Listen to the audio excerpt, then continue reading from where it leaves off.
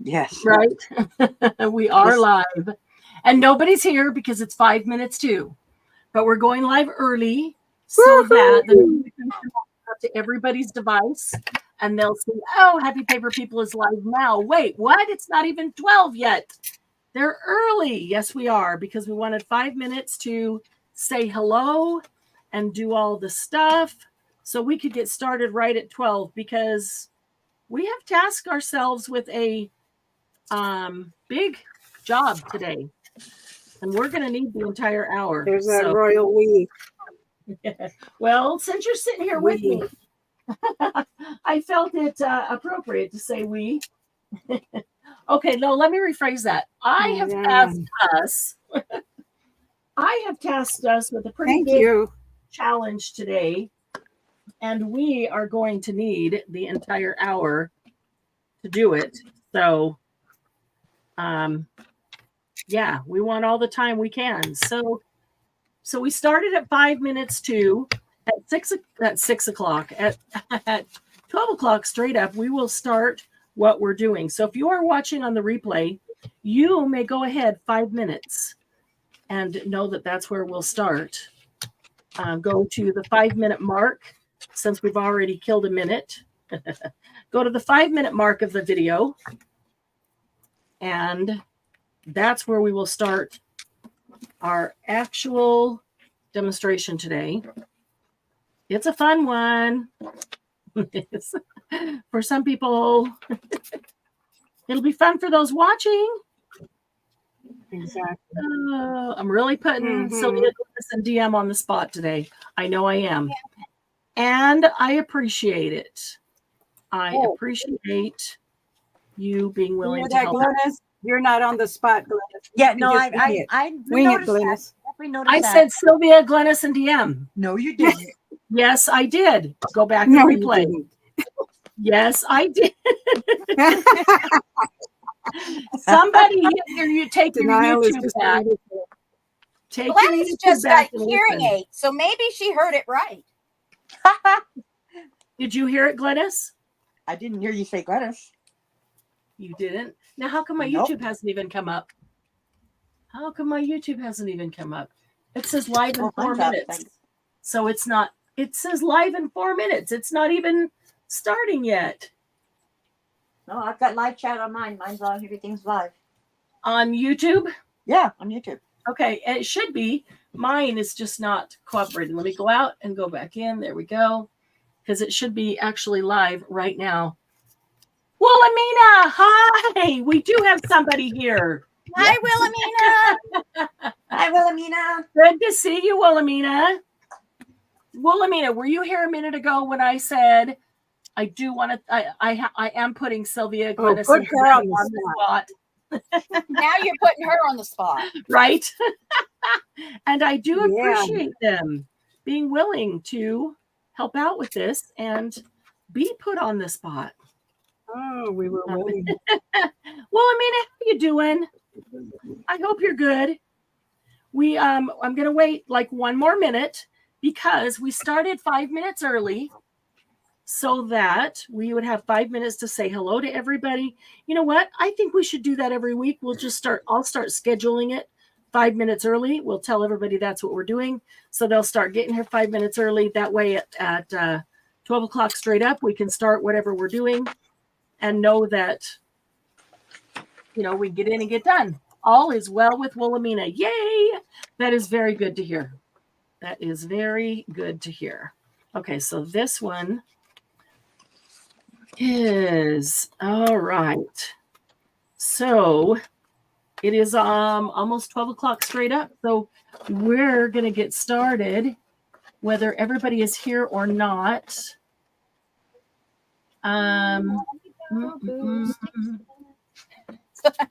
You're not here. You're going to start anyway. You're not here. You miss out on the very beginning. But okay, we're going to go ahead and get started. Don Marie's going to bringing us in some. All right, so we're going to get started because we need the full hour today to show you what we're going to show you, because we are going to attempt to give you 60 ways to use scraps in 60 minutes. We only have 60 minutes. It is 12 straight up. Hi, Pam. Oh, Pam, we are, 60 ways to use your scraps in 60 minutes. So we are getting started right now, right away, so that we don't waste a minute, because we're going to need, that means we have to do one a minute. We are going to definitely need all of our time. And let's see, I'm wondering, if you see us on YouTube, is it the same order on everybody's? I've got DM up in the left corner, Glynis in the top right, Sylvia the bottom left, and I'm the bottom right. Yep. Is that the same order for everyone? That's my order. That's what it is on my TV. We can start. Is there any advantage to being the person that starts? We can. Well, you don't have to cross something off your list because you're the one presenting it. Well, that's true. We can start with DM up in the corner since she's up there first, and then just go around the circle. DM, Glynis, me, Sylvia. DM, Glynis, me, Sylvia. Are you ready to start, DM? Oh, that's a good one you've got right in front of you. All right. So I am going to attempt to make the person who's speaking large, even though it might only be for 30 or 60 seconds. Here we go. Go for it. Here's number one. Okay. This is my long scrap box right up here. And what I like to do with my long scraps. Hang on. Before you start, Pam, can I ask a favor of you? Pam, can you take a piece of paper and just make some hashtags every time we bring out an idea? And so you could count. You don't have to count them as you go. Just make a hashtag, and in the end, you can count how many we got to and see if we can actually get 60 in 60 minutes. I would really appreciate it if you could do that. Thank you. Okay, go DM. Sorry. Okay, this is my long scrap box right here. What I like to do with my long scraps is weave them. And then that can be put on another piece of paper to hold it all down. It could be cut into tags, could be cut into pockets. It could be made into a book cover. That's my one thing, is weaving. Awesome. That's a good one. All right, Glynis, you're up. Okay. What I've got, if you have a piece of paper that's nice and square like that, and a whole bunch of random little pages, I just move to your right. So move to your right about 6 inches, please. There you go. Perfect. Randomly put them up, rip them up so they fit in there. Mm-hmm. Then you find your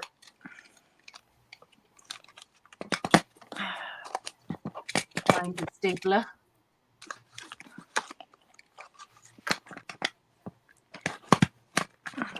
This is nice because you can use up all sorts of unusual shapes and just make them like these. None of these are the same size, but you've got a little booklet there made up of scraps. It's real quick to make. And then if you just have little tiny scraps, I've made up a little bitty one. You see how it's quite smaller? Oh, cute. You can do the same thing with just the tiny scraps. And that's my first one. Very cute. All right. Anybody else have a mini book as one of their? Yes. My mini book is actually a waterfall one, where if you have, like, for instance, I have this border here. And then I cut one off and I cut two off, and then it makes a waterfall, and you can staple that into anything or make a cover for it. So that would be a waterfall notepad. Yeah. Very cute. Yeah. And this is mine. My Halloween, the bat on her head, just a mini notebook. So great idea, Glynis. Thank you. Okay. That means me. Okay. I'm looking for, I got all my samples stuck in here. Hi, Casey. Hi, Margie. Hi, Casey. Okay. So, one of the fun things to stick on a card or in a journal or anywhere, and they're here. I know they're here. I don't know what number they are. Dang it. I should pick something else. Okay, I'll pick something else. Never mind. We'll do this one. This is, I'll use for scraps of if I'm using book pages and there's just a couple book pages sitting left after I've done my project. You know, I don't want to just throw them away, and I don't want to really stick them back in there. I'll take the book pages and just fold it up, fold the top down, glue that down a little bit. And this one is not sewn. It is merely stamped that it is sewn. You can sew them, or you could stamp them, or you cannot. And it's a really nice little pocket. I like to just use something, anything that's cute here to hold that down. I typically don't do anything on it until I go to use it, because I might just glue it right into the book. All right, Miss Sylvia, Okay, so I operate a lot with scraps. And what do you do with scraps? Little pieces of paper. So I use them in my journals. I don't necessarily make tags, but I put little sayings so I can practice my lettering. This one says "Be You." It's a scrap from a stamp or a card that I made a long time ago. On the other side, I stamped a little something or other that I can write the date and what happened that day. That's what I do with tiny little pieces of scraps. Great idea. I love the way you use them in your journals. That's awesome. DM, Yes. you are up. And let me just take a minute before we move on to say hello to everybody who just came in. Margie's listening to the beginning and catching up. We went live 5 minutes early to get started so we could start on time because you guys would not believe how hard this is. I put these guys on the spot. We're trying to do 60 ways to use your scraps in 60 minutes. So go, DM. Okay, this is a way to make, I'm not sure what you would call this. It's like an envelope with multiple pockets. I take 2 pieces of paper, one going north-south, one going east-west. Okay. I glue it. Now, you could either totally glue it to the back or you could make it into a pocket. I always do a rounder so you know there's a pocket there. And I did just take a marker really quickly so you could see it because it was white on white. I then do gussets. Cut the corners on the gussets. And then you fold them over like this. And you put glue on just the bottom gusset across. And you fold that one over. And then you take glue on the bottom of this flap. And you go over. And then you put this one down and you've got little tuck spots. For instance, you've got a tuck there. Well, of course, it's glued. You've got a tuck there, and then you've got the pocket back here, and then it makes into one little envelope. I don't know what you would call it. Great idea. Great idea. Thank you. Glynis, you are up. Okay. I have a pouch here that has nothing but my long strips in it. I keep them all in there because I like using them to make border edges. So I pulled out a bunch that seemed about the right color, and I just play with them until I get them how I think they look right. And everyone is unique and different because you never know where you're going to put stuff. But I like something like that. And this is going to go right along the edge of your paper. Ah, page edge. And I'll glue all that down. My glue's very funky right now. Now that's my regular one, but I want to show this one here. It's a grungy one because it looks very different. You know, it doesn't look like the same thing. You have to make sure everything is torn and you use your paper that's spattered and everything. And those are mine. I'll finish Great this one idea. up. So whether you like it clean or whether you like it grungy, you can still make a page edge. Awesome. Thank you. Okay, my next one is small scraps you can cut circles out of. I love circles. You can use them for so many things. So I said cut, but what I really mean is punch. Whole lot easier to grab a punch. I have circle punches of varying sizes, so I will cut them out of even the little scraps so I don't have to hang on to them and have these circles sitting somewhere. And then if you glue the 4 circles together, like that, they make a really great little pocket. And you close it up by one. The next one goes on top. The next one goes on top. The next one goes on top and under that side. Now, the way you glue them, and it's much easier to see them if you're using double-sided paper and you turn 2 of them over so that you can do every other one. They still all match, but it's easier for the eyes to see. And you start by gluing 2 together, and then you bring this one in, and this overlaps. So the next one comes in, going to overlap that one and under this one, just a hair. And the next one's going to be over that one and under the first one. And then you kind of just spread them out. So you've got a nice square or a diamond, however you want to look at it, and just let them dry. They only need a tiny bit of glue right on this little spot right in there. and then you can fold into your pockets. These are great to put glue onto a card, and it can open up on the card and have a surprise in it and not even have to be removed. They're also good to stick down in tuck spots or as a little gift into a card without being attached. This is done with scallops, so it does not have to be a plain circle. You can use scallops. And the other thing you can do with it is fold it into a standard pocket by folding two sides in, one side up, or an envelope, I'm sorry, and then just put a little bit of glue on the bottom. And now you've got a really cute, teeny tiny envelope to use that way.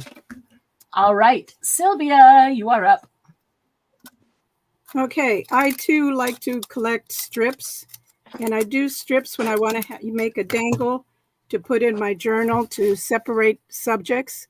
So I get to practice my doodles, and I color them in, decal the edges. I can always put some vintage photo on there to make the edges darker or make them look like lace or whatever, but these work in my journals when I'm writing to divide subjects. Like that. I like that a lot. All right, DM. Okay. I was just trying something, but so Glennis did the page edges. I like to take a long strip, and I actually like to bunch it up in however way. I mean, it's not even a regular bunching. See how I'm bunching it, and I sort of and you use lighter paper than this. This is cardstock and cardstock. So you're saying not like a ruffle, but like just bunch it. Just bunch it, and then you just lay it down and use it for multiple things. Here it's for a tab. Here I use it as the base of just a little cluster. Here I used it as an edge. So there's multiple ways to use that one thing. That one bunched up paper. Bunched up paper. I like it. All right, Glennis, it's yours. Okay, let's move that out of the way. One of the things that if you have a nice square piece of paper, is I make envelopes. I fold them, kitty corner and pinch here, kitty corner and pinch here, and you get a square with. You can find where the middle is, and you just fold your pieces in.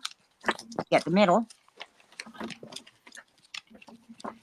and there's your envelope. Then what I've done is I've taken a bunch of these, and I've made a smaller one that'll fit right inside there, and a smaller one that'll fit inside there, and a biggie one that'll fit inside there, and you have nesting envelopes. Wow! Just with different, used up a lot of different sizes of scraps, and they all just fit inside each other. That's cute. Thank you. you. Glue the outside one. Okay, awesome. All right, so one of the things I like to do is make like waterfall notepads to write in that just could be stuck into a journal or could actually be glued in, either way. And I always like to use scraps, and if it's with a journal, it could be scraps of paper that is used throughout that journal. And they're all pretty on top, but if they're single-sided, they can be written on the back. And so often I'll just either slot punch them or hole punch them, tie something up. So all you do is get however many you want. You could make them just barely longer than the one before it so that you could put a whole bunch. You can make it as thick as you want, or you can make an inch between each, and then maybe you don't have as many. So this is just kind of a standard 4. So something embossed, some handmade paper, some gel printed paper, and some commercial printed paper, but they all have writing space on the back. You can even staple on the top and then just take another piece of paper and glue it down right there and fold it over and glue it on the back. And so you've got a nice little like binding type right over the top of your staple, and then you don't see the staple. Sylvia, you are up. Oh, am I next already? Okay. Yep, so, I know. how many use Ziploc? How many of you use Ziploc bags or quart-size bags or gallon bags? I collect the tabs where you take all of those things out. and I whitewash them with gesso. Then I put lines on them, and then I'll color this with watercolor.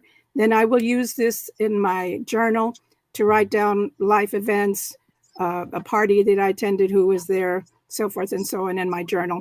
That then transfers at the end of the year into my commonplace book, which covers all life events. That's my scrap. Can you hold it a little maybe lower and towards your computer? It was catching the light and they just didn't get to see it very well.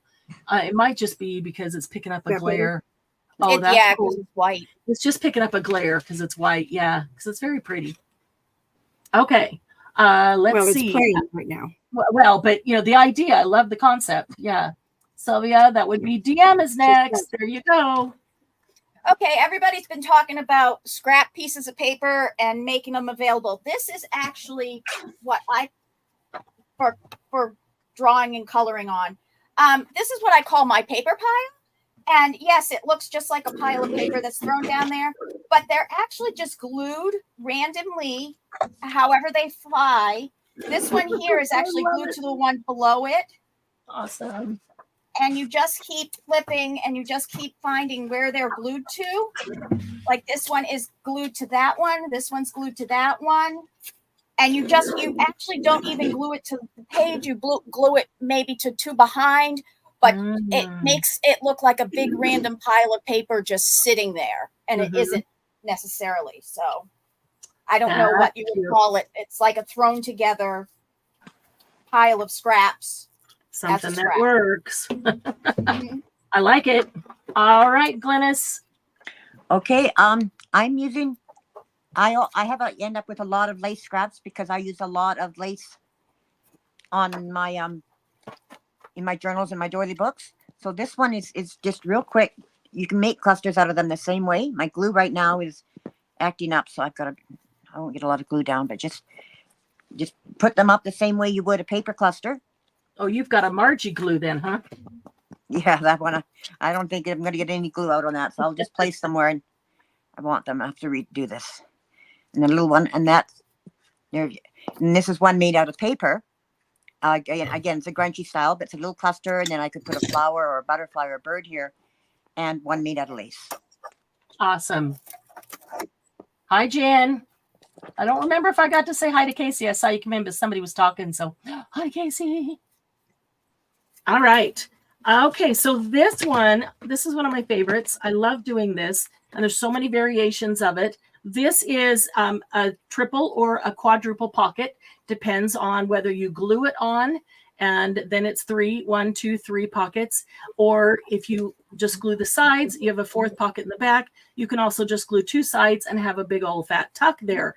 But so easy to do. You take 2 pieces of a book page, and I love it when they have really good things across the top that show up here. A raucous race and a long tail, Alice in Wonderland. And you fold them to do that. And also do it with cardstock. And you can decorate them in any number of ways. Here's another one. That one's got a tag right there. And you can even leave the side open and put tags in the side. But how you do that is just take your 2 pieces of paper, and you're going to put one on top of the other, and you leave it down as much space as you want between them. Just choose how much you want. So it depends how big you want it. And then fold them together.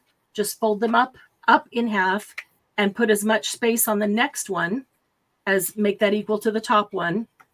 And then just burnish that down.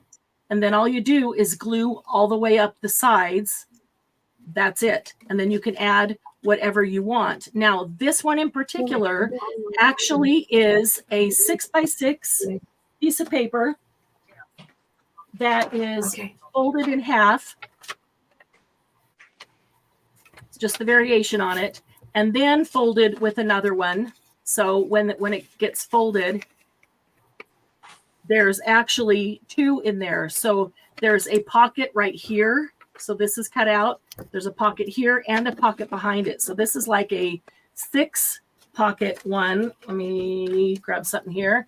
So you can see there's 1, 2, 3, 4, 5, 6, I'm sorry, 7.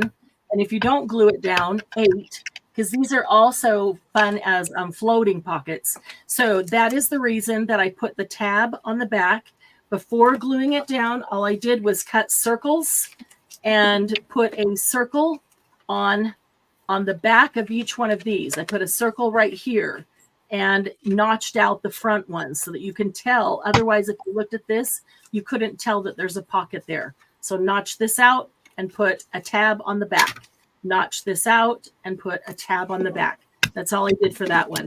The big tip on the book pages, if you're doing a book page one, it is nice to have it right side up so that you could read that here.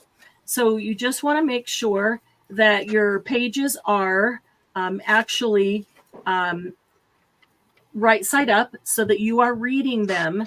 And when you put those together, and then the whole key to this is folding it back, not forward. Instead of folding it this way, I'm going to fold it backwards. The exact same thing, just opposite. And so I still have the pockets, same amount of space, but at least the first 2 are facing upright so that they can be read. The last 2 aren't, and you can't change that. But if I were to do this way, then the front of it is all upside down. So fold it backwards that way. You could fold these backwards too. It doesn't make any difference. It's just easy to fold them forward. So let's see. Sylvia, you are up. So what do you guys do when you use a ribbon and you have just a little piece left over, but there's a pretty little leaf in there? I cut it out. It has the glitter already. This is a random tag or punch out that I did not use. It's been folded. I glued it down. I put eye, heart, fall. Of course, if I had had more time, I would have spaced it properly and did it better. But there's something that can go in my journal to either denote a page or a special event for my journal. So that's a ribbon. Left about 2 inches. It's just cutting you off. Left, not towards you, but your whole hand left, to your left. Not left on the camera. I'm sorry, to your left. Down. As you're sitting there, so it goes down. There you go. Yeah. Thank you. Perfect. Yes, we could only see eye is beautiful. Because I love that eye. That's from a ribbon. And then the eye, of course, now I'll darken that and blah, blah, blah. Okay, so that's next. Okay. Cool. Love that eye. All right. DM, you are up. Okay, I'm going to do 2 things here because they're on one page, and I couldn't do them separately. So one of the things I've done here is I've taken apart a envelope, and I've put it in so that there's 2 pockets here, and it's glued down here. So that's sort of an extra tuck in there, but you're using an envelope, whereas most people wouldn't use the envelope to do that. The other thing I want to show here is that this piece right here for the edge is actually off the top of a gift bag, that already has these little loopies in them. Right. Great idea. And I used them on here as a page edge. So that's just another thing. You have to look beyond certain things to use them. Great idea. Ways. You don't have to punch holes in paper and make it weaker. You don't have to punch holes. You have them already. Some of them have the brass things, and some of them don't. Yep. Awesome. Glynis, you are up. Okay, there's my finished lace one. This is just a real quick little journal card. You have a piece of paper. As long as it's big enough, you fold in half. Now, what is different about it? I've got this side here is a pocket for it. This side here, it has a belly band. And on here, I've used a die cut. And I save a lot of my scraps for die cuts because there's so many different, you don't need very, very much. And they turn out totally different when it's finished, especially if you do flowers and weeds and things. Yeah. And so it looks really neat. But I like using my scraps a lot for die cuts. Like that. So does anybody else have die cuts and or what? That's almost a little folio, isn't it, Glynis? Well, it's just a double. I call it a double journal card myself. Just a folded journal card, kind of, sort of. Yeah, it's just. Anybody else have something that is would be considered the same? You want to throw down here? I'm looking to see. I had something, but I don't know if it's the same. Oh, so many things, so many things.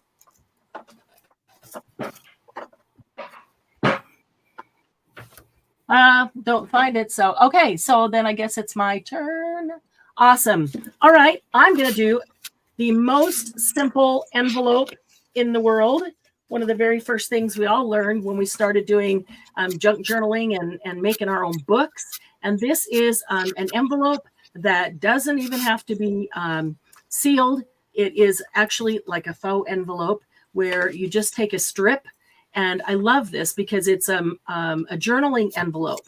So you can take strips of paper, single-sided or double-sided, but the other side is light enough that you can write on it. You can close them or not.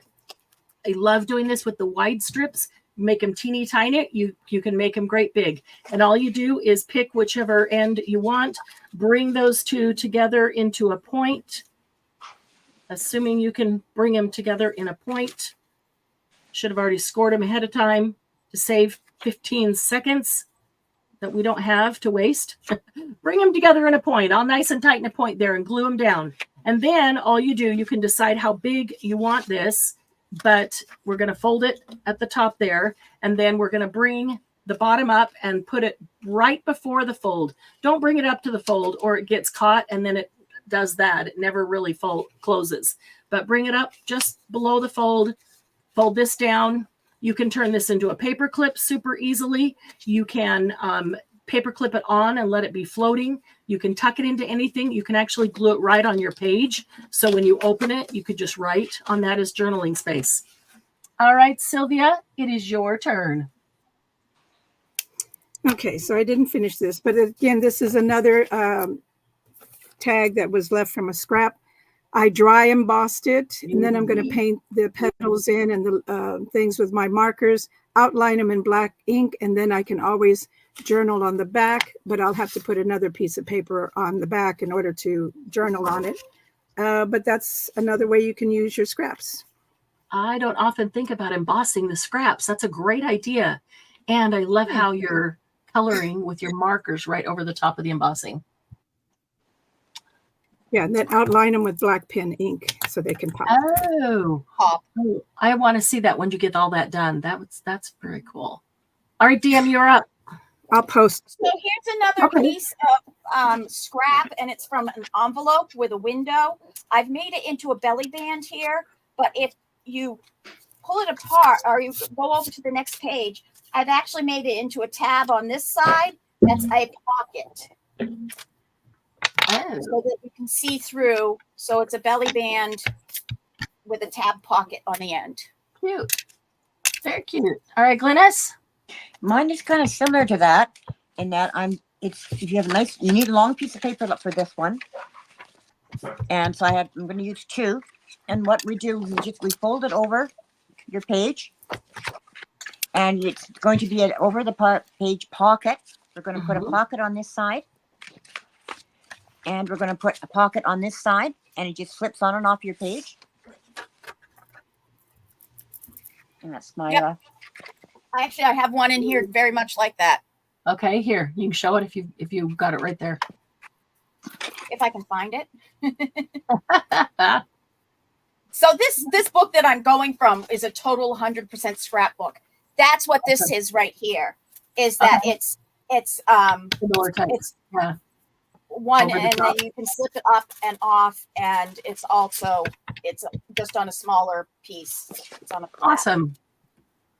Okay, I am going to a mini paper clip. There are lots and lots of ways to make paper clips, and I'm sure that we will show you a few more. But this one that I'm going to show you is a little pocket, shirt pocket paper clip, and just take any small scraps work. And this is great because depending how big your scrap is, it could be this little, it could be this big. It doesn't matter. You can make it as big or as little as you want. So I'm taking this piece of paper, and it's rectangle. It's just slightly longer than it is wide.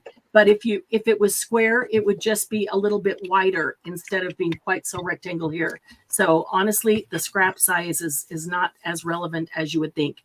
I'm going to fold it in half, And then what I'm going to do is put, actually, I don't want to fold it in half. I want to fold it just shy of half. There we go. I'm going to fold it just shy of half. And then I'm going to fold that little extra piece up, and I'm going to glue that down. Okay, that gives me the clean edge on the bottom, so it's not open. Okay, and so that's going to become the back. And then I'm going to fold it in thirds, but they're not even thirds. Well, they're pretty close, but this one's going to be just shy of a third.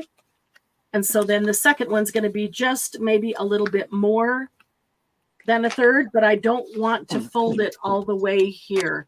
I'm going to leave it back a little bit so there's a little space so that it doesn't come to the edge. Then I'm going to open it up again, and all I'm going to do is fold in this corner.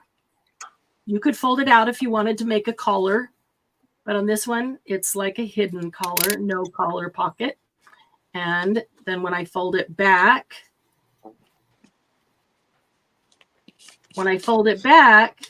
those are hidden. And so there's my little pocket. And I mean, you could leave them out and have a collar, but they kind of get in the way on the paper clip a lot. So, and then I cut a tiny little, off camera, cut a tiny little slot right there. And I would use a small paper clip because this is so small. And then just slide that paper clip down in that slot. So the inside is hidden and the outside can just be paper clipped on. We don't always have to completely hide the paper clip. Sometimes we like to. So that is the tiny little paperclip. Sylvia, you are up. All right. Again, for my journals, because I always journal in the corner, I take a little paper scrap from my papers. I stamp on them randomly. I take little pieces of my foil paper that are left over. I hate to lose this foil paper because it's costs so much. Yes. And I do the spirals or just random stamps. And then I cut out a little murmur, whatever, little thing like that, and then put the little tiny one in the middle, again with the same kind of color theme. And then I can always put a date on the front or write something special about somebody or whatever it is that I want to include in my journal. I always collage or do something in the corner of my journal every day. And by the way, this is Jen's beautiful paper. This is Jen's beautiful paper in case you want to purchase it. Find out about Jen. Really pretty too with that foiling on it. That's awesome. DM, back to you.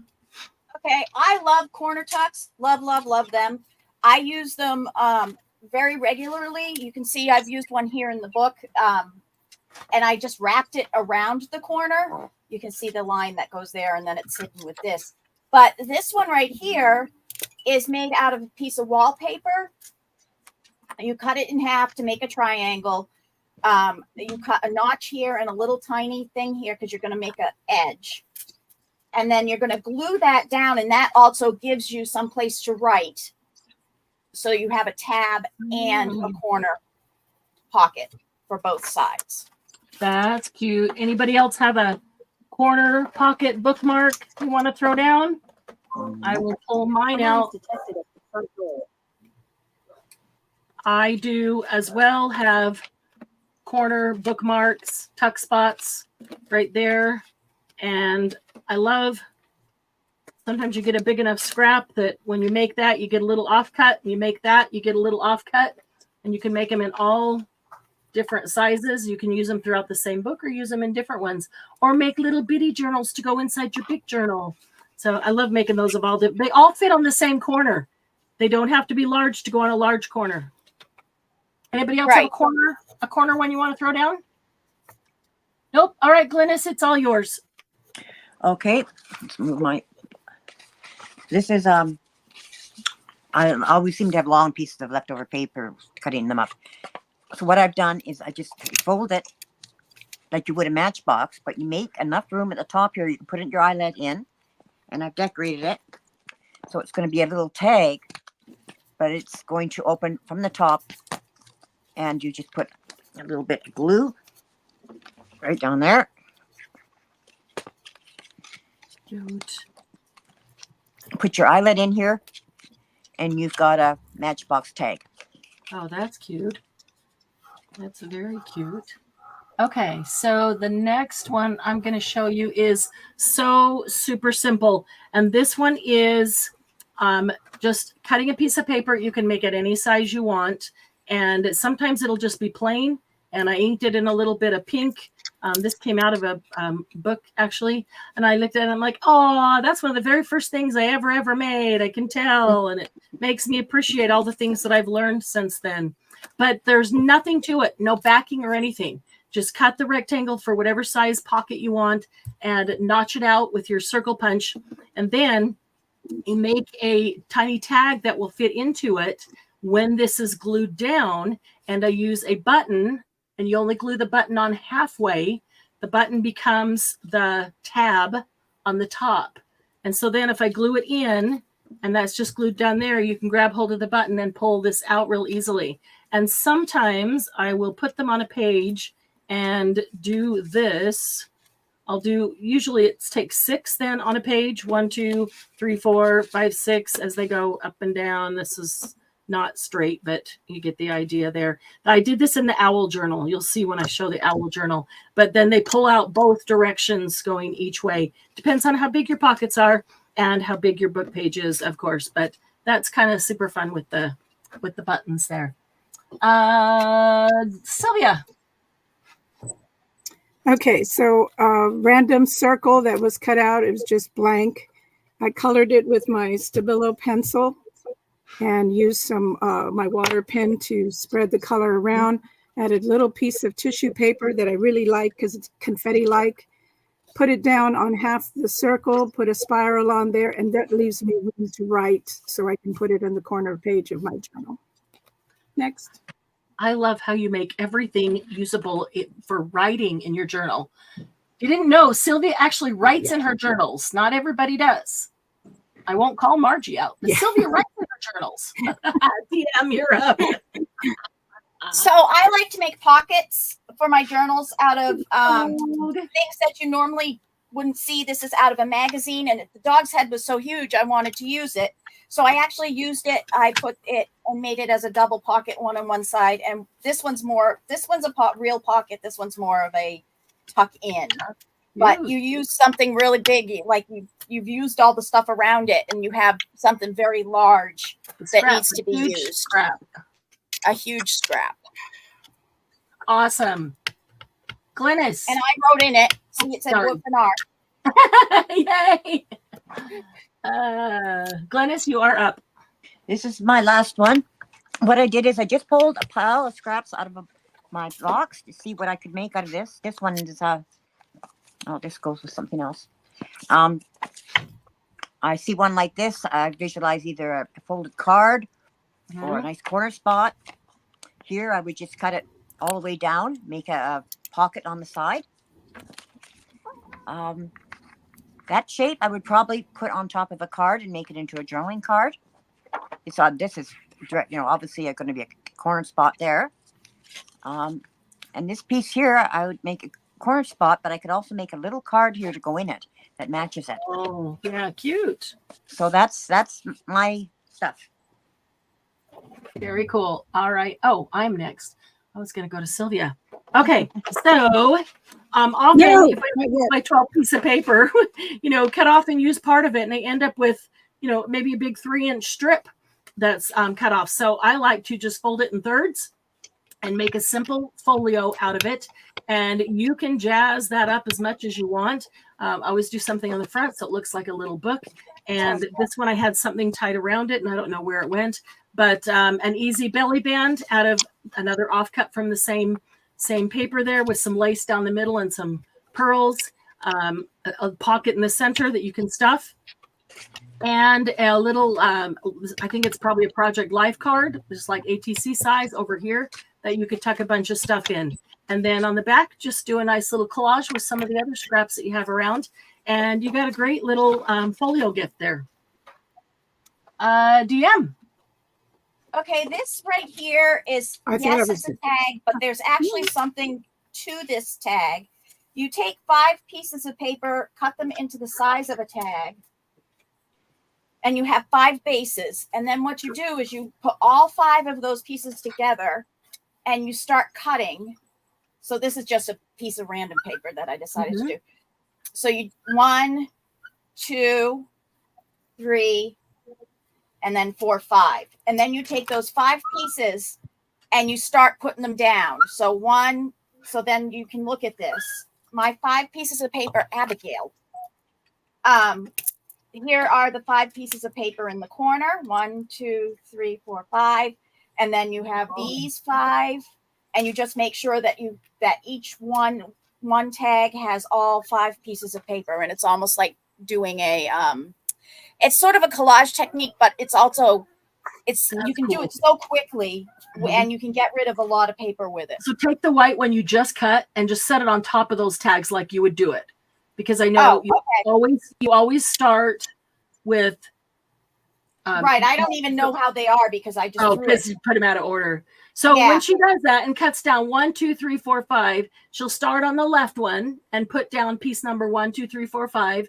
And then the next one, you start on the second one. This one. 1, 2, 3, 4, and come around to number 1, give that one 5. Then the next one, she starts on the third one, 1, 2, 3, 4, 5. And they all end up with the correct pieces. And yeah, it's cool. And look at that. Just like in a matter of minutes, you've got 5 great tags that are different, but all match, coordinate for a book. So that's awesome. All right, Glynis, you said that was your last one? Well, I have something I can show. Okay, perfect. I have these 2 ways to decorate a tag. This one is geometric shapes, which is leaving the background color so it just stands out. And this one here, I took 2 napkins and that I'd used for other things. I had little bits of them left and I just put them on my tags. Cool. I like those. Very pretty. Awesome. Now, let me just take a second in here to tell you guys, we're at about 12:43. Pam, if you've been able to keep track of them, will you put in chat how many we've got so far? And I just want you to know, Jen made a comment. What a great way to showcase everybody, showing the individual creative choices. And I want you to know that there's a whole lot more creativity than what they are getting time to show you. Because if somebody says a collage tag, then nobody else is doing a collage tag because somebody already did that. Because what we're trying to give you is 60 different ways to use your scraps, not just 60 of the same thing. So yes, it is. And thank you for saying that, Jen. These guys are so creative and there's so much more back there. And to have this many ideas and not repeat any of them is awesome. So we'll see if Pam was able to keep track. We're not done yet, but if Pam was able to keep track and see where we're at so far and see if we can make 60, we got 15 minutes left. We've made 60 already. Have we? No, if we have, then we're done, right? Then we're done. We can save the rest for another time. Okay. Yeah. So I will often end up with a piece of paper like this one. This was for a specific project, and I was cutting out tabs for the project, and I cut them out of specific areas. It was of this side. I cut them out of specific areas because I wanted specific colors on them. So then I have this left, and what do I do with it? So I'm going to quickly show you what I would do with it. I didn't cut it down so you could see before. I'm going to go to where I've got a big piece like this, but I've got more right here and I've got less here. It doesn't go all the way across. But that's okay. I'm going to cut the paper in half first at the base of that biggest portion. Okay, so then I've got like the biggest section of the paper, and then I'm going to come over here, and this is the tallest corner, and down here is the smallest. So I'm going to start up in this corner, and I'm going to end about halfway. So if my mark is here, I'm going to start in that corner, and I want to end up about in the middle. See, all this is so exact, about in the middle. Then all I'm going to do is cut at an angle. You can get if you got your large trimmer out, you'd be able to set it there and put this mark on it exactly. you wouldn't have to do what I'm doing and say about and slide it down. But it doesn't matter that it's exact or not, or if it is exact or not. So what I want to show you is that you don't have to measure everything, and you can still end up with the same perfect item. So now I've got a kind of an angled piece like this, and now I want to fold it in thirds. So let me see. Easiest way to do that, I could measure and I could even score, or I could just go like this. Sorry, I've moved my camera a bit and now I keep getting myself off camera. Okay, I could just go like this and kind of pinch it together. I'm going to keep the bottom flat down there because it's the top I cut. The bottom still should all be flat. Okay, and that's pretty close to in thirds right there. All right, so then I'm going to fold the first one back and the second one in. Now, I could have done this one in 4 because it's really wide. And if I were really doing it, I would absolutely do this in 4. I would still go back because those folds that are already there won't even matter. So if I fold that in half, I can fold this. If it's an 8.5 by 11 piece of paper, it's not going to be, I'm probably not going to have as much, but this was a 12 by 12 piece of paper. So I've got a lot to fold there. Okay, so I folded it in half and then I just folded each half back, which made it in 4. And look what I've got. I've got a cool pocket. And if I want to make a deeper V, I can. But I'm going to glue this right here. And I'm going to glue this right here and this right here.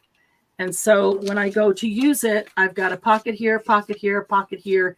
If I glue it down, I can make a pocket here. If it's floating, then it's not. You could leave it open and attach it with a paper clip and let it be floating so that it could open this way to see whatever you want to see.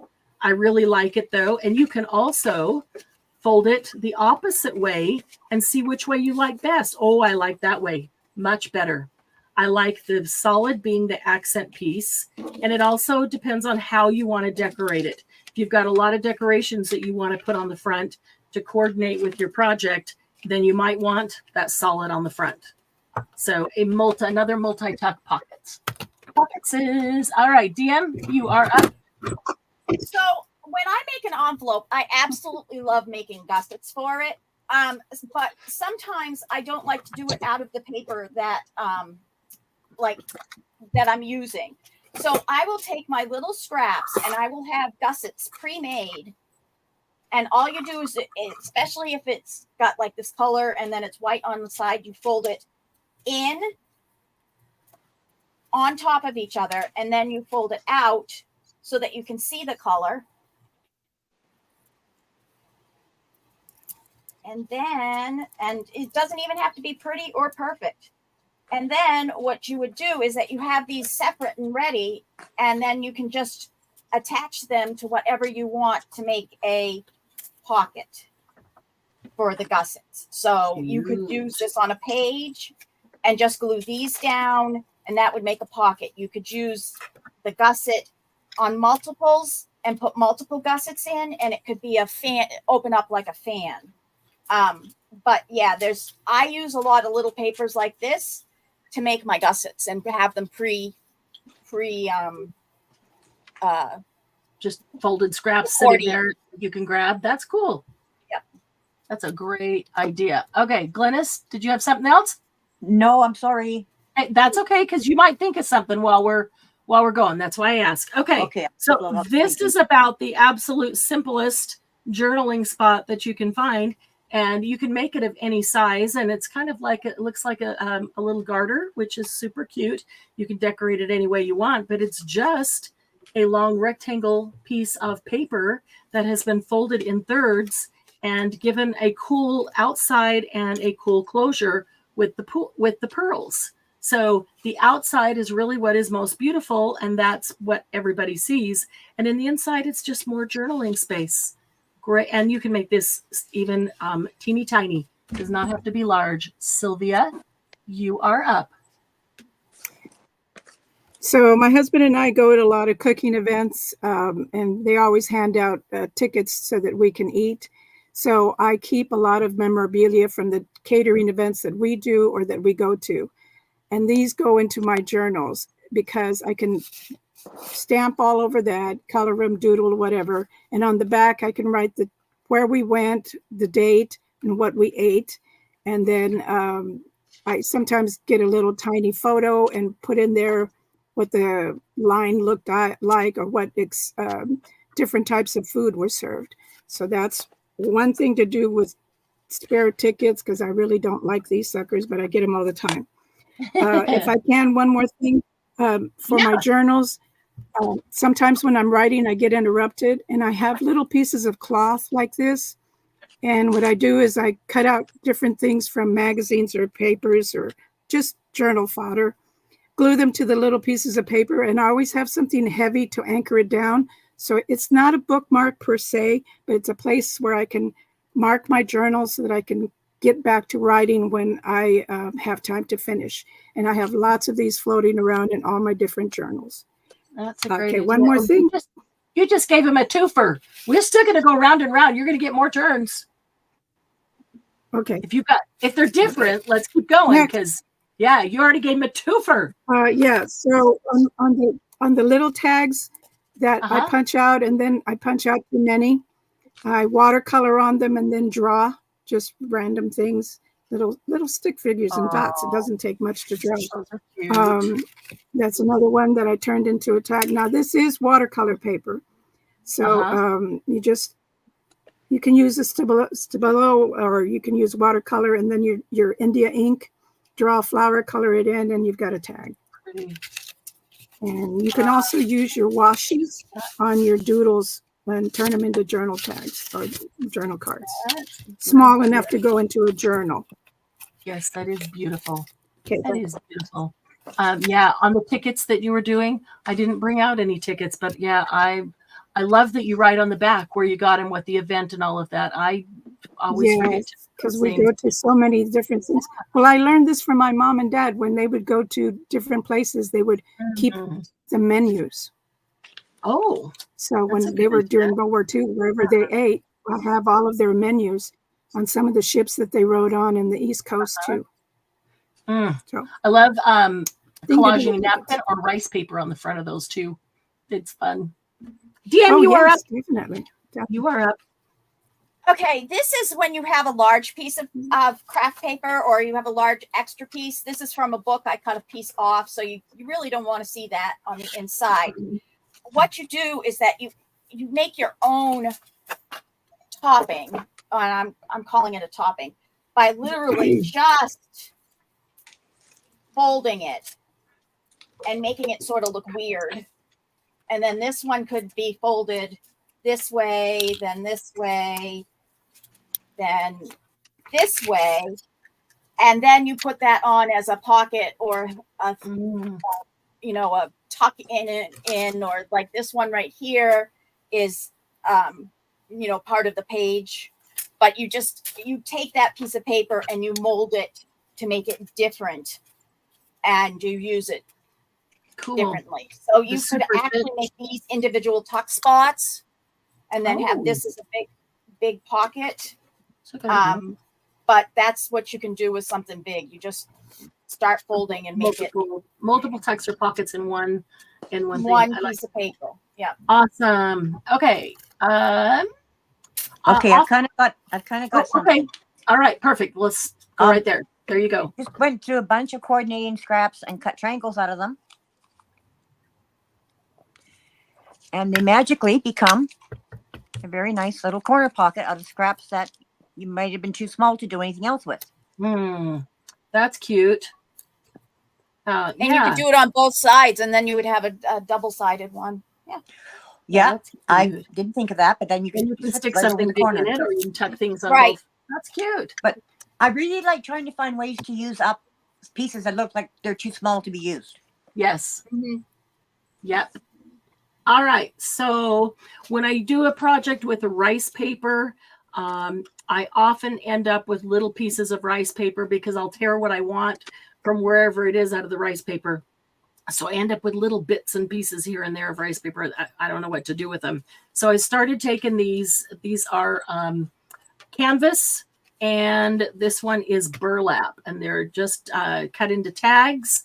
And so then I just started collaging little leftover bits of rice paper onto these tags. I love that little tree right there.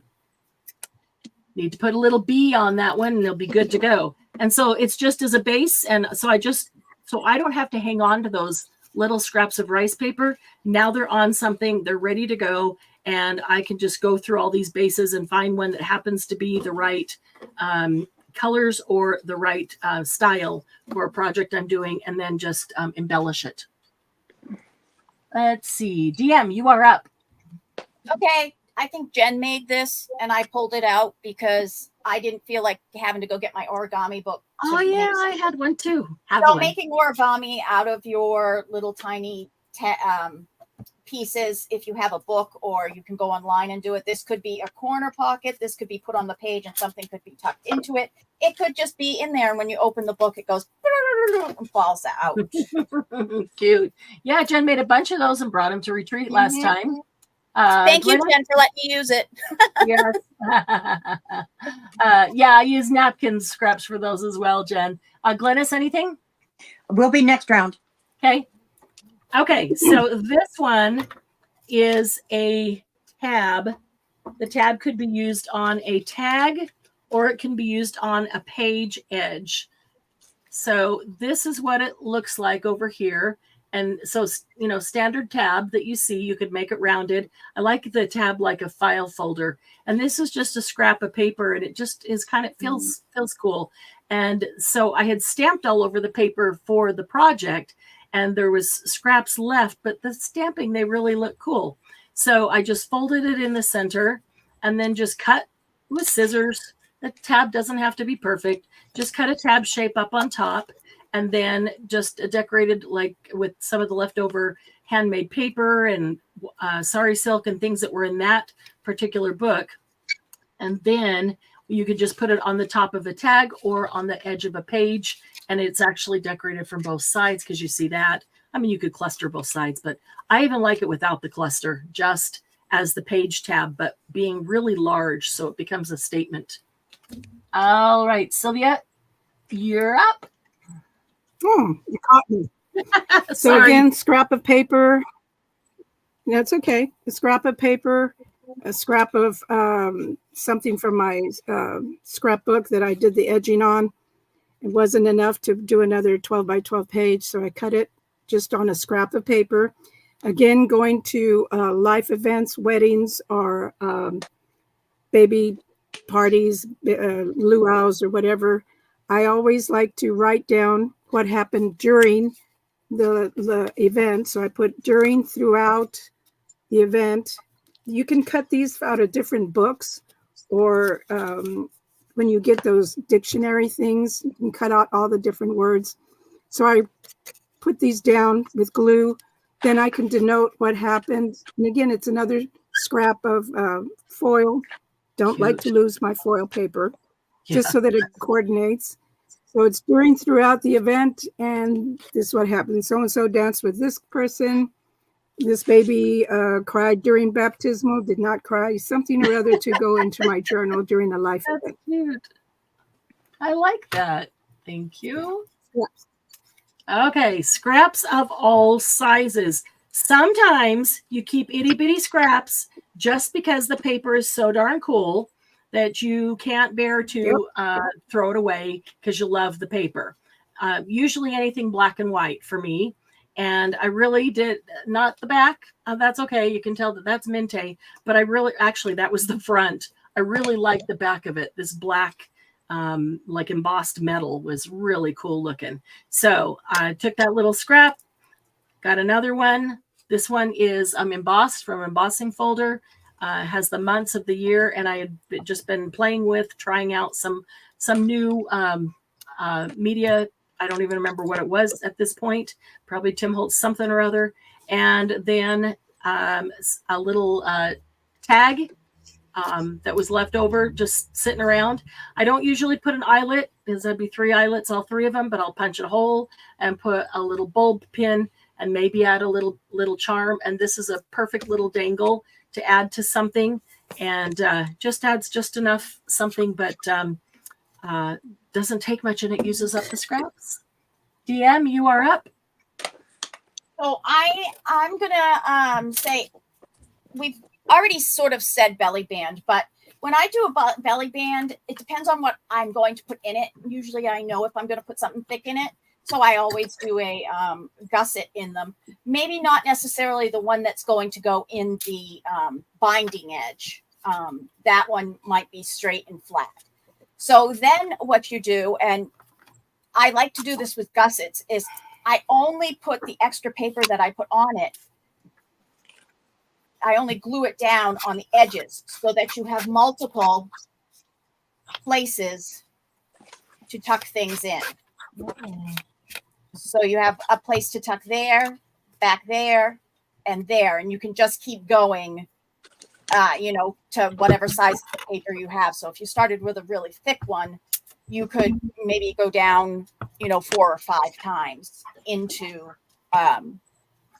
so it makes it almost, I don't know, it's just a stacked belly band. How about we call it that? There you go. Awesome. Okay. So speaking of beautiful papers that you hate to lose just because you love the paper, you can also take them to an art journal. Oh, I'm sorry. You did have one this round. I'm sorry. There you go. You're up. This again is more with decorating. You look at your scraps and you forget sometimes that you can fussy cut these. There's a little flowers, there's leaves, there's anything, so you can cut them up, fussy cut them, and then you put them on your little card, and those scraps have become useful. Cute. That was that's thought about cutting out the leaves out of that one, and those are great leaves. The shape is great. Yeah, those leaves are. Yeah, I'm gonna cut all those out. They're wonderful. Okay. Wow. Oh, look, Rick Rack. Did somebody? Yeah, DM had Rick Rack. Sylvia's cringing. It's not real Rick Rack. What? It's a sticker. Okay. It's just a wavy sticker. It's not Rick Rack. Oh, that's true. It is just a wavy sticker. All right. So this is a really calm down. old book that I am repurposing into an art journal, removing a few pages, gluing some together for stability. But these were all that was left, little bitty scraps of some things that I had gel printed that I wish that I had scanned in, and I didn't. But I didn't want to get rid of even a scrap of them because they were so pretty. When I got down to where I had hardly anything to use at all, I didn't know what I was going to do with them. So I just glued them all in here, and that makes, I went around with a Stabilo, and it just makes a fun art journal page to look at. And when you look at your art journal, you'll remember having made those. And I mean, I can say I made could copy that page. I could. I didn't even think about that. Yeah, I wish that I had scanned in the larger ones, because these just, some of my favorites that I hadn't thought about scanning at that point. All right, DM, you are up. So this one sort of is a scrap. And I have put these into books. For instance, if you have a ribbon that's special to you, what I've done is I've taken a card. Abigail, stop it. Taken a card. I've made it look like the letter I or H. I've wrapped, and then I wrap my special ribbon around it. And then you can just glue that in, or put, paper clips on either side, to make it at the top. But, and you could use any paper to do it that way. Just make it into something to wrap your ribbon around. Awesome. Or fabric. Glynis? Nope, I'm running out. That's okay. Wow. What are we up to, Pam? Okay, ATCs, artist trading cards.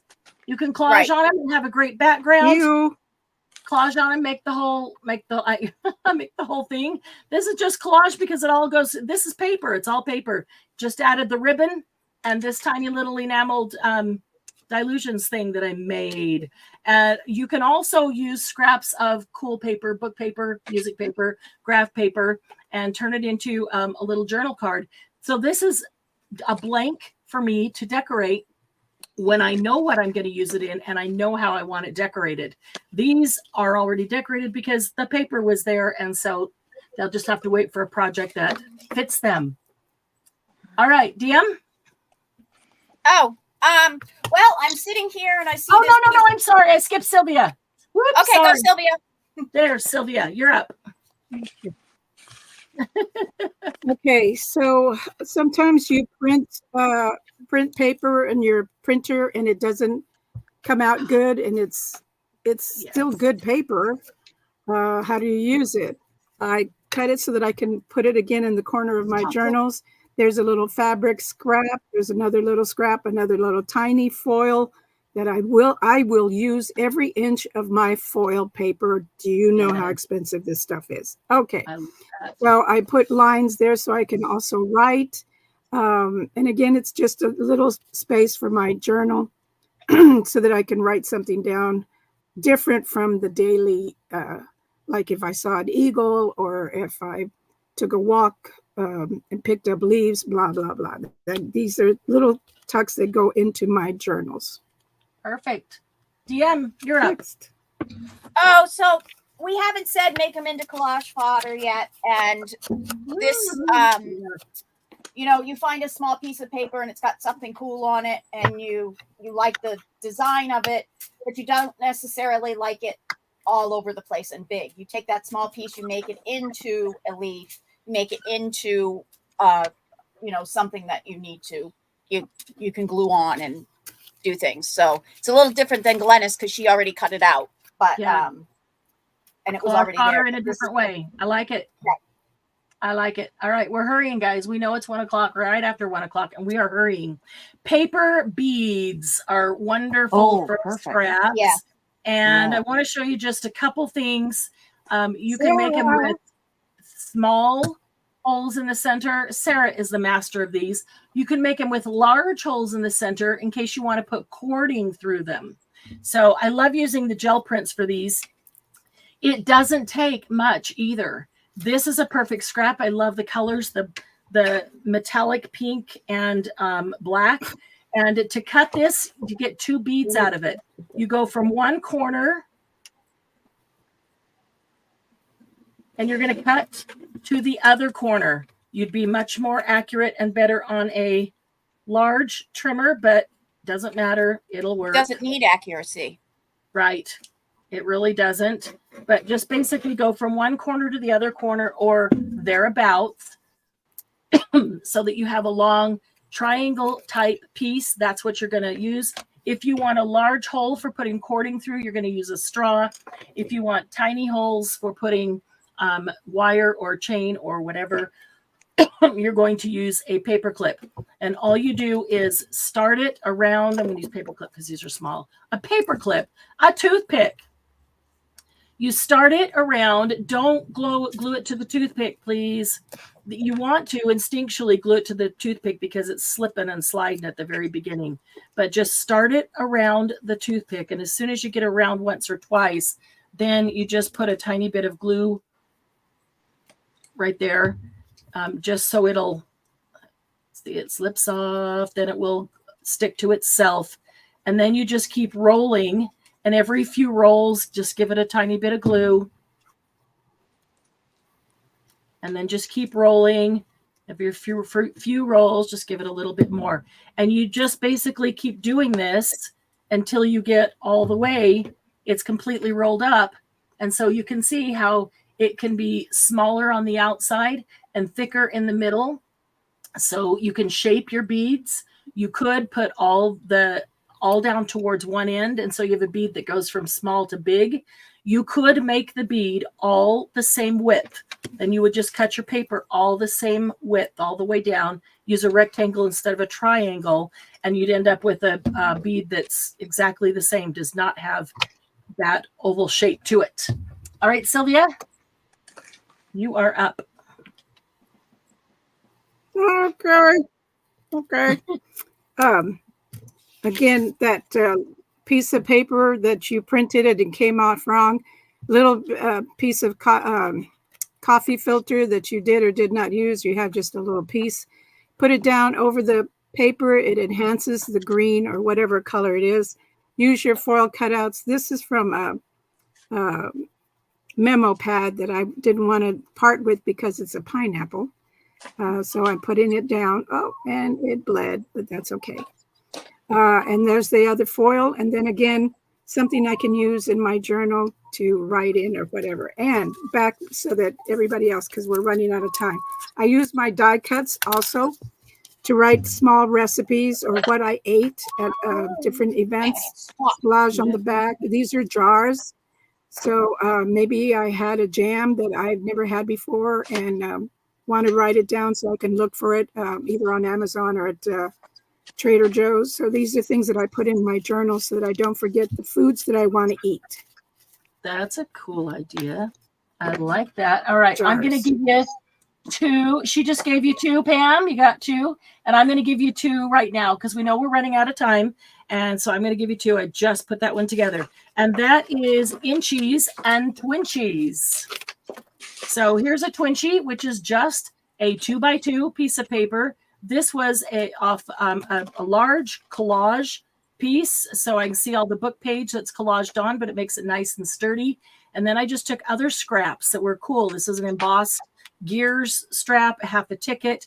Just put them together and make a Twinchie. Same thing with the Inchie. It is a 1-inch square, and then you use these things to embellish later. What I really love, I've not been wanting to throw this away. This is actually like gesso or one of the mediums that I was using that I peeled off something. And so I finally got to use a little bit of it on there and a flat something or other and put a flat back pearl on top of it. And last week when we were gel printing, I peeled a whole bunch of edges that are like 10 layers deep off one of my gel plates. And so they have just multiple colors, these little paint skins.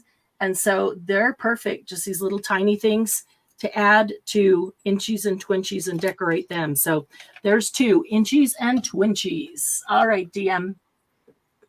Okay, Jen, you wanted to see this?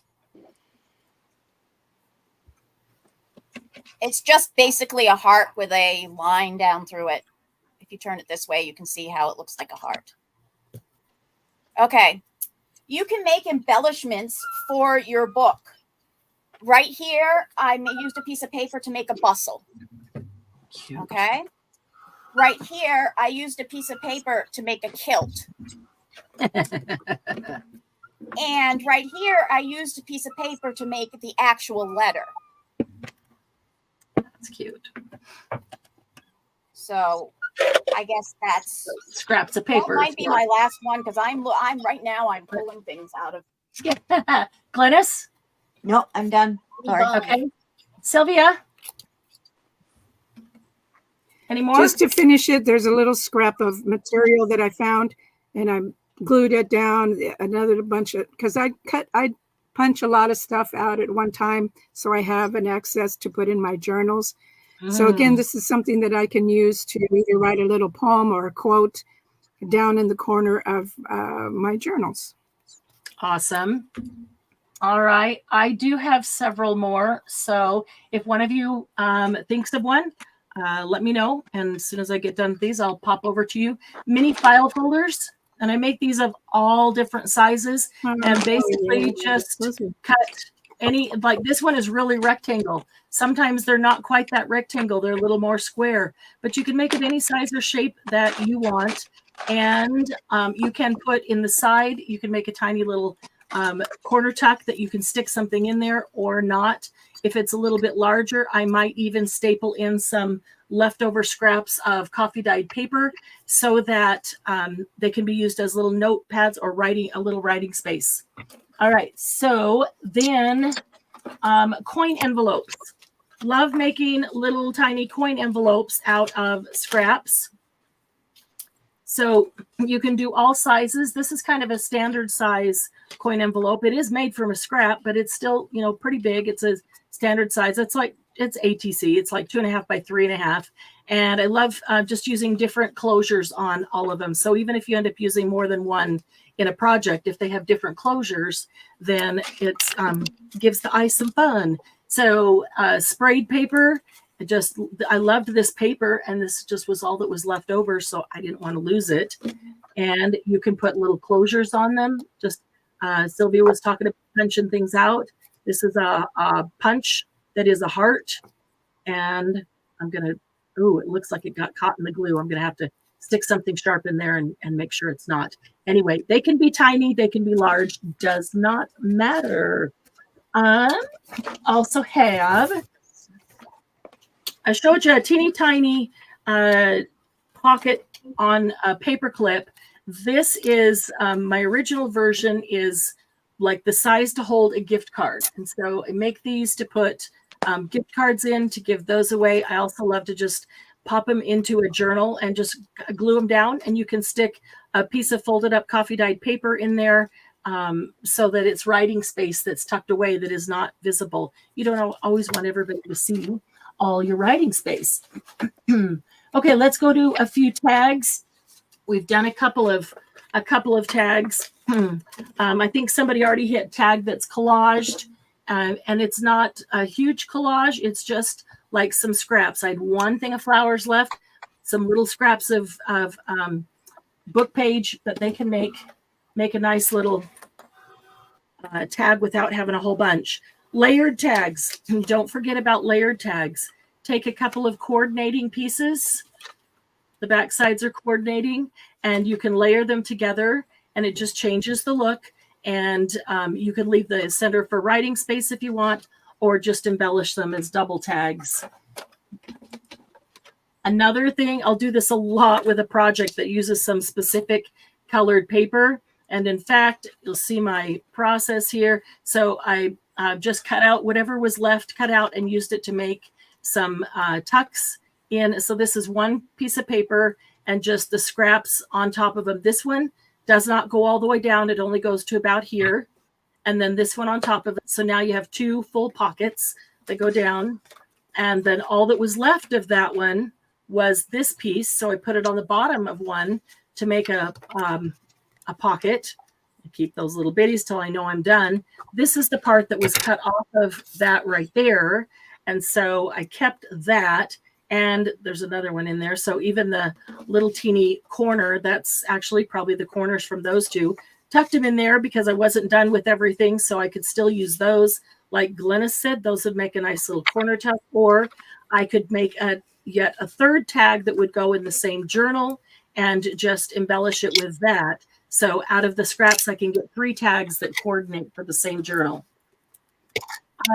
Another favorite tag design of mine is a trifold tag. This is actually watercolor paper. So something I was just playing around with and watercolored, but in the end really liked it. A little bit of doodling with a white gel pen, and then actually with a black Sharpie, not a Sharpie, but a really fine point, wrote some things. They're actual words or sayings that are kind of written. So it looks like they're following the river there. And then I did not close them together because I'd want to be able to open it and write inside. And so what looks like the tab, the flower, is only on the front section so that you can still get inside. Let's see here. Okay, so did somebody already? We talked about collage tags, but I don't remember. I have one more. Okay, let me pop over to you. There you go, Sylvia. So this is from my Amazon boxes.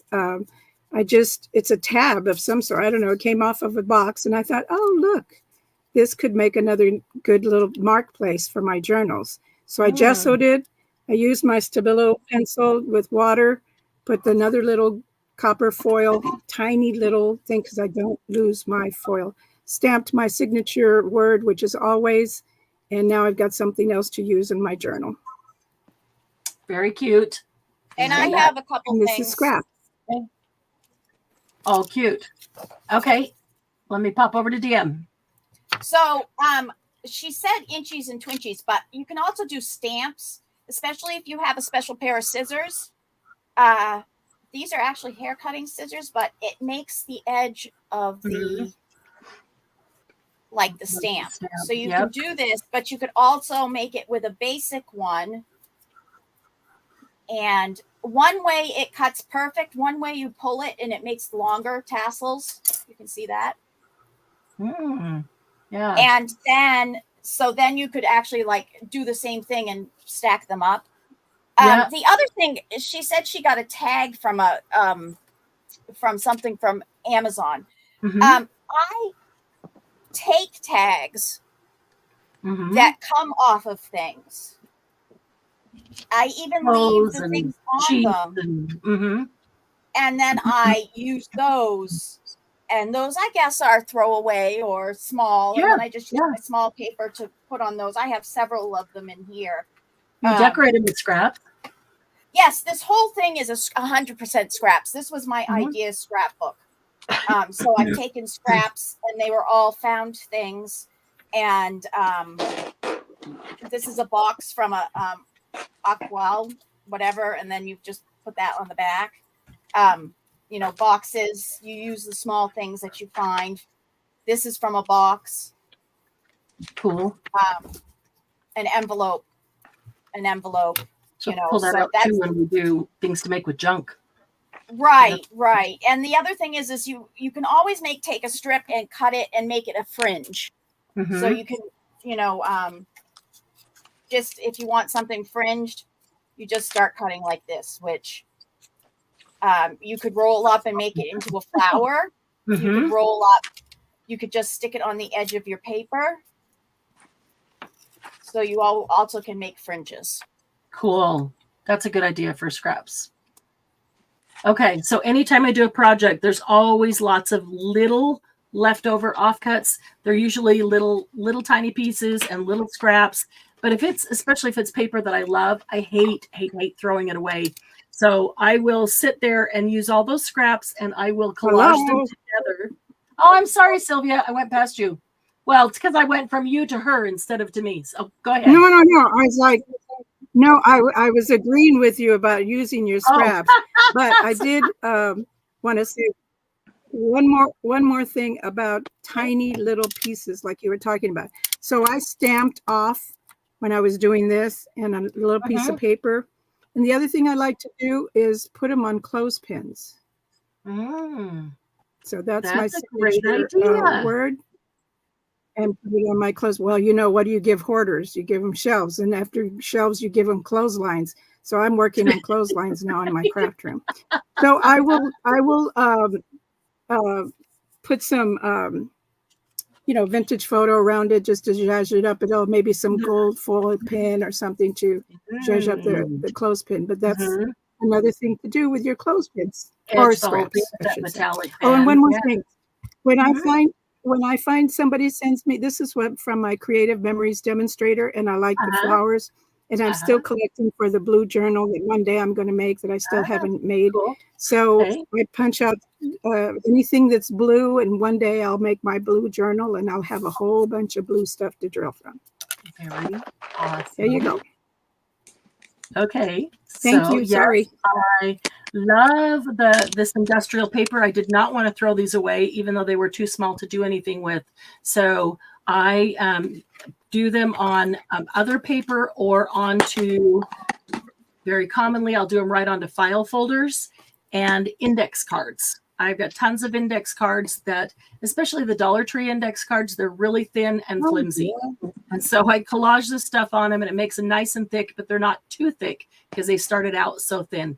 And so until I go to use this, I'll leave it like this, but I might round the corners. I might not. I might turn this into a tag. I could turn it into a tag easily like this one right here. Or I might make it a journal card. So I can leave it like that until I go to use it. And what I'll do is sit down and collage this together. And then as soon as I finish it, there's all the things cut off the edge. I'll use those and collage another one. And the pieces keep getting smaller and smaller until I've collaged everything that I can collage with them. And then the itty bitties that are left, I toss away.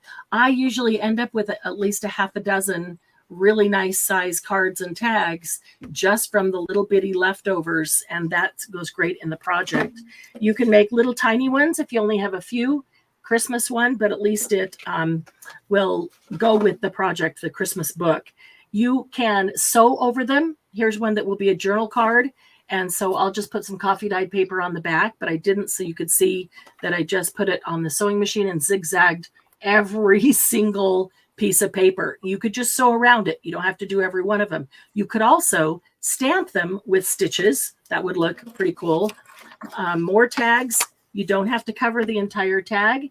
Loved the gel prints, so just took the couple scraps that were left over, and this one's a pocket, and this one just adds to the decoration. So scraps of sari silk, don't like to throw those away either. We did one paper clip. There are lots of styles of paper clip. Here's one from scraps of fabric.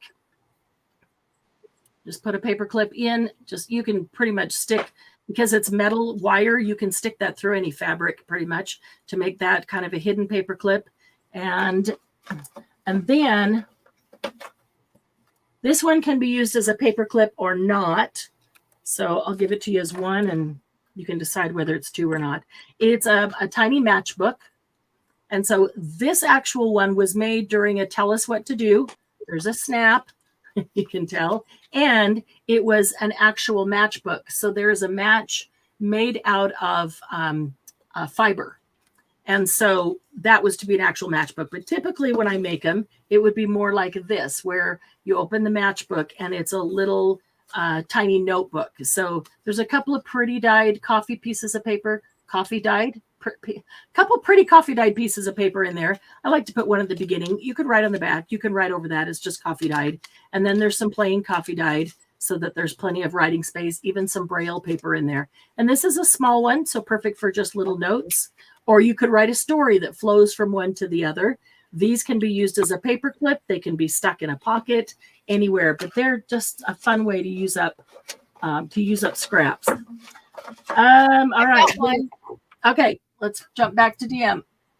So this is along the line of cutting. You know how at the end of ribbon, they make this V?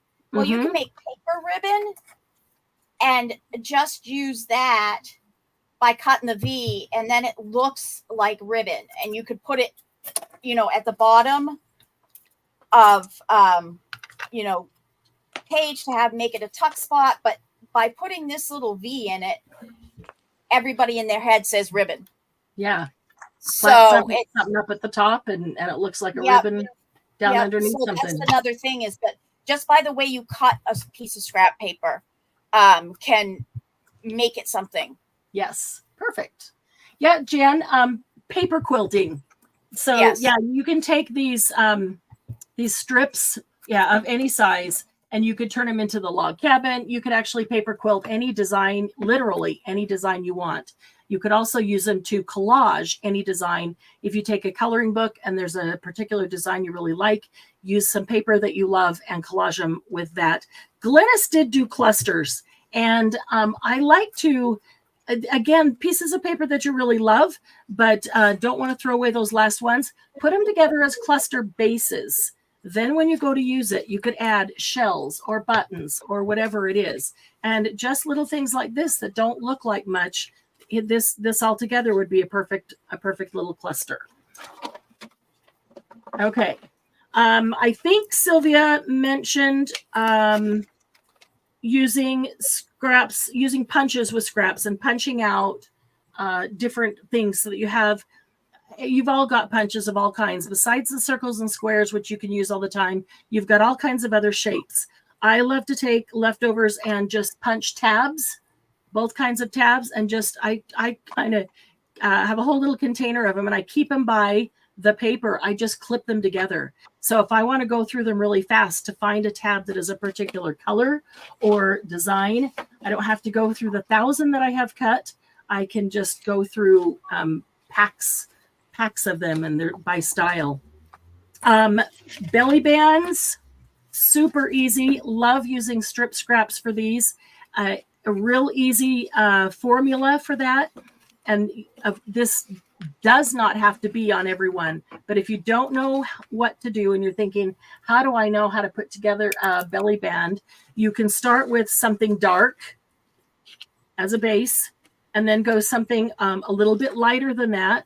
So I've got a brown base, and this is writing, and it's actually black writing on tan paper, and it makes the writing look brown. So I'll put that on there, and it just has a very small border. And then this is yellow with brown. So I will cut this then to fit. I'll cut it a little off both sides so that I get the best part of the gel print right down the middle. And I'll cut that to have a little bit bigger border there. If you make your two borders different widths, it is just one of those things that's supposed to be more pleasing to the eye.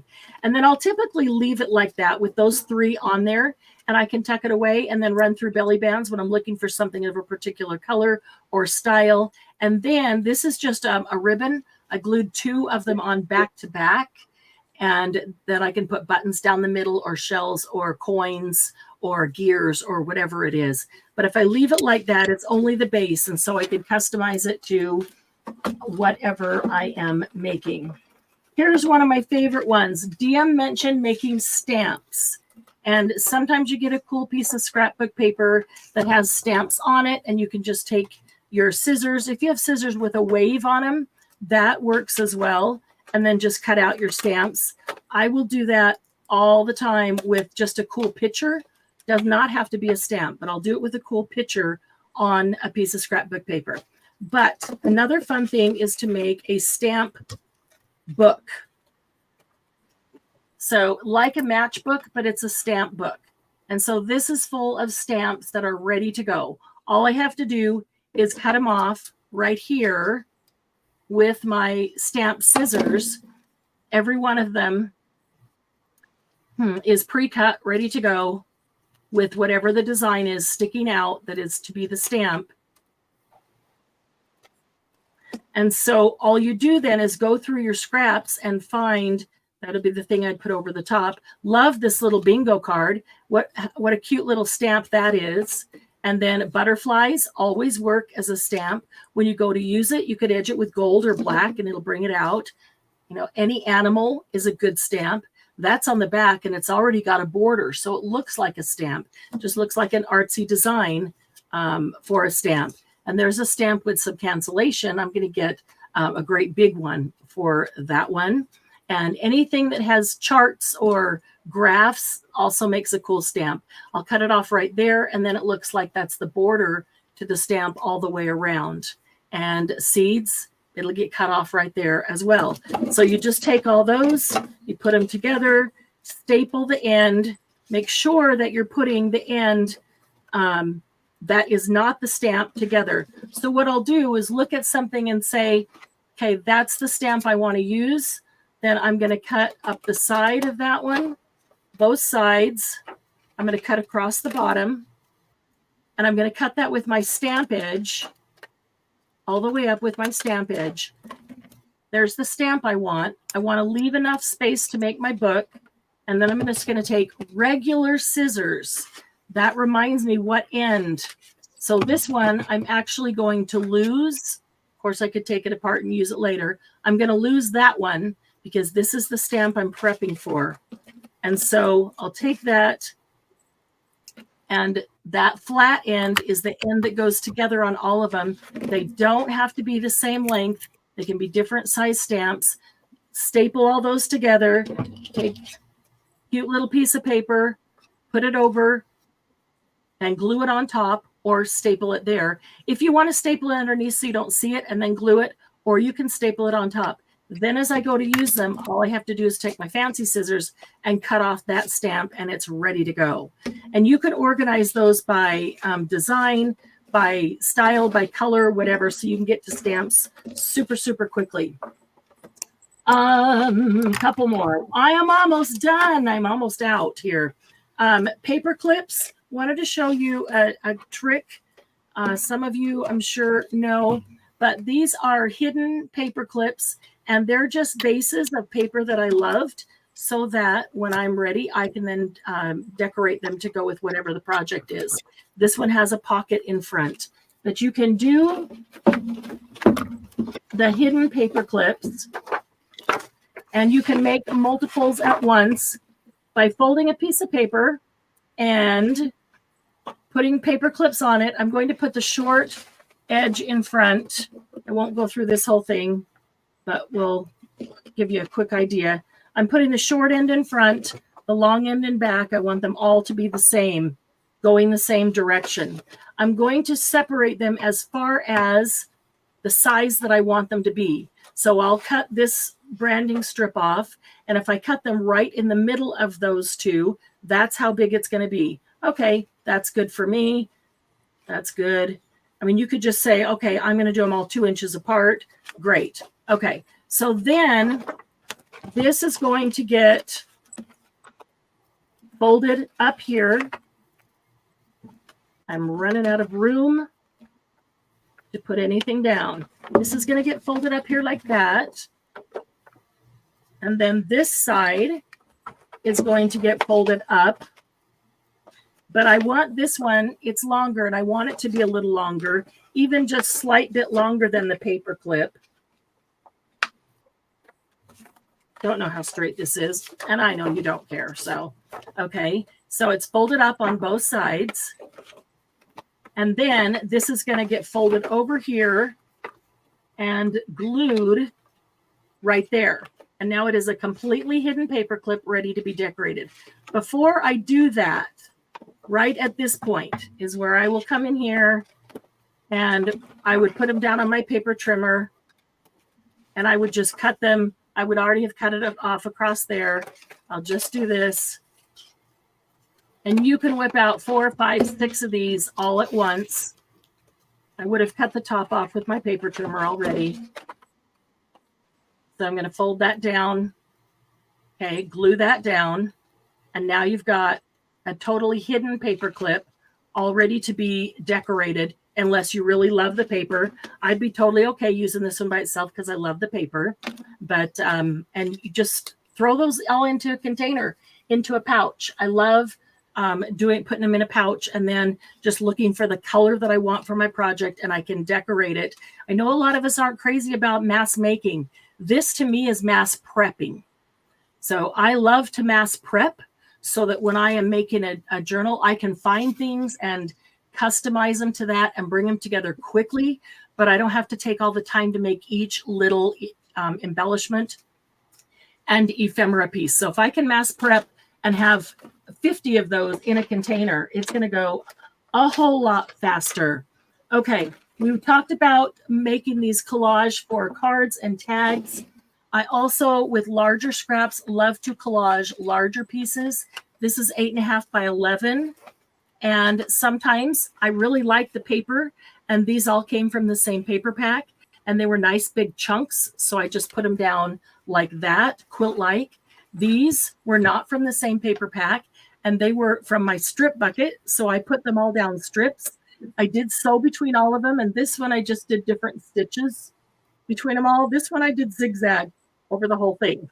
And you can see it on the back, but the back will end up being covered. These are actually longer. I want to say they're 8.5 by 14 or something. I don't know. But they make wonderful journal covers. You do need to back them. Otherwise, they can end up tearing apart too easily. But back them so then you have an inside end paper. You can do them in any color combinations that you want. And then, like these long ones, when you go to use them, depending on what size book you're going to make, something like this folds over and you have an instant tuck on the inside cover of that journal, and it's ready to go. So I love doing those as well. Are we done? One more, two more. I actually have one. Okay, 2 more, and I'm Or done. 2. There you go. It's on you. So what I like to do, and I love frames and to frame things. So what I've done here is I've taken one piece of paper and made it into a frame by putting one end up and then turning it over and putting the other end up. And that gives you the opposite colors. And then you know that this one has to go under because it was over on that one. And this one has to go over. And then you have a little frame. But the other thing is that you can actually put them together and link them to be like a little thing like that. Cute. And the other thing, this is just from a magazine, but if you ever have anything that you want to make something look 3D, you just cut around the edge and you tuck the part that you want over it.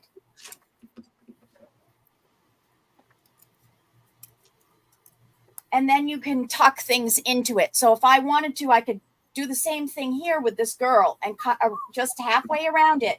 And then I have a tuck spot behind it. Good idea. Good idea. You can turn anything into a tuck spot. That's a great idea. Okay, so I'm going to show you this one first and then that one.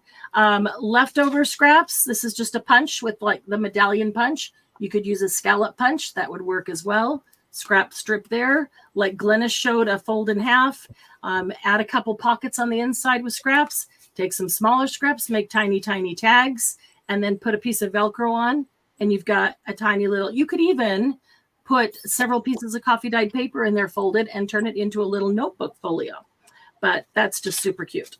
The last one that I'm going to show you today, I know that there are lots more and you guys are probably thinking of some, is how to make this envelope that is actually writing space. This one is music paper, and so it might be a little hard to write on, but I'll usually do it with single-sided paper, and so the back is white. But when you open up the envelope, you can write on it, and then you can fold it right back up and ready to go. So super easy to make. All you're going to do is fold your paper in half, corner to corner, not side to side, corner to corner. And then you're going to kind of mark your center spot with your finger here. You're going to bring one side in and fold it just a little bit past center. Once you do that, then you can fold your other side in, and it's also going to go past center, but you can gauge this one just by looking up here and saying, okay, it needs to go this far, or no, it needs to go, oh no, that's way too far. It needs to go, nope, that's not far enough. Okay, you can just gauge it by this one as to where it needs to be. And so it makes right shape or size top there for your envelope. And then you just take one side, doesn't matter which one, you tuck it inside the other one. And then you could glue this in like this and use it as a pocket. But then you just fold the top down, and the top only goes to here unless you could, I mean, you fold this paper, you could do that. I like to fold them just to here so it just meets. And it looks like a closed envelope, but it is not sealed in any way. Yeah, so the envelope's closed, but it isn't sealed. It just sits right there, fits right there. So you can actually glue that down, and when it opens, it can be written on and put right back together while it's glued down, or you can just tuck it into something. But that's one of my favorite envelopes. Yes, eyeball it. Do not measure that. So, oh my goodness, we went over. Wow. Pam, I know that was probably really, really hard to count because we were flying, and we could have stopped at 1. We probably could have stopped at 60 because I know we went way over 60. But Pam, curious as to how many you counted. We might have to go back and watch it and count again, and then I can correct the title as to how many and how long. How many different ways to use your scraps. I hope you got a couple of new ideas. I know that a lot of these, a lot of you are already doing. Sometimes it's a matter of bringing them back in front of our face so that we remember them. People have been suggesting things, and I'm thinking, oh, we already did those. But then I went and looked, and it was like 3 or 4 years ago. And, they're old now. It's time to do them over. So, and we can update them with new ideas. So old things become new again. Yeah, we went over, of course. Well, I am curious as to how many Pam got there. Kind of hoping she'll have a chance to get her number in there before we go. Oh, she's probably trying to count right now. Poor thing. Pam deserves a prize just for keeping count. Margie, I was going to ask you to keep count, but you weren't here when we first started. So, and yes, when you cut those paper clips that you've all lined up, you could use that to make banners with them. In fact, I didn't bring out the banners because we had enough paper clips, and you know, they're kind of same thing, different shape. So, but yeah, you can make banners, and you can cover those or leave them open and decorate them. Lucky you, right? We needed you, but Pam stepped up for you. Waiting, hoping Pam's still. Oh, I didn't even show the cards. Maybe I forgot the yes, cards. you got to go to Sylvia because I specifically wanted to see the cards. There you go. Cute cards that you can make from scraps. I love that. That's very cute. Was that cat a die It's cut? just pieces of paper put on a card base, and those were all scraps. I keep all my black paper because I love my black paper. Mm-hmm. And my bag. I made a bag. Oh, your bag too. I See, made a bag. add 2 cards and gift cards, greeting This cards. is all scraps, little squares, and bags and little gift squares bags that I put down. Yeah, and then wrap the string around it, and then stamp some pumpkins. That's very cute. Super cute. Hi, Lindy. Good to see you, Lindy. And Sean, if you're there, I know we went way over 60. I'm guessing probably 75 to 80. But maybe Minutes? if anybody, no. Number of items. If anybody goes back For and watches real? it and keeps track, yeah, I think we had probably 75 to 80 items. So Nice. we were all concerned about hitting 60. I think we way overdid that. But then, you know, you're all overachievers. So it's all good. It was a fun time. Thank you. Wow. Thank you, Sylvia Glennis, DM. Thank you for stepping up and helping me We'll define fun later. I know that this was a tough one. If you guys think about it, this was a tough assignment for them, and We're trying to make them unique. They did not get a lot of notice either. This tells you how good they are. This tells you how good they are, that they could just pop up and do this without a lot of notice. And it was awesome. You guys had some really great ideas. I appreciate them. I appreciate you. And any that you want to post in the group, we'd love to see. If you guys have some other ways of using scraps. Thank you, Margie. Yes, thank you. If you have some other ways of using scraps that you would like to post in the Facebook group so that we can see things that you will have added to it, that would be great. Ruffles. Yep, absolutely ruffles. Awesome. Okay, so we're going to say goodbye for now. We appreciate you hanging in with us even a little bit longer than our hour. But we wanted to just overload you. Here's the thing. We wanted to overload you with ideas for your scraps so that everybody will dig in, clean up their desks, and use up your scraps and get ready for a nice, organized holiday season. It's the time to use the scraps and start to prepare for the holidays, because can you believe we're already in the fall season, which is ready to go into the holidays, and we're going to be talking about a new year. Yeah, we're still going to have some challenges coming up, but we're going to be talking about 2025. It is literally right around the corner. Unbelievable. If you would hit the like button, we would really, really appreciate that. And if you would come back after we end the live and leave a comment, that's awesome too.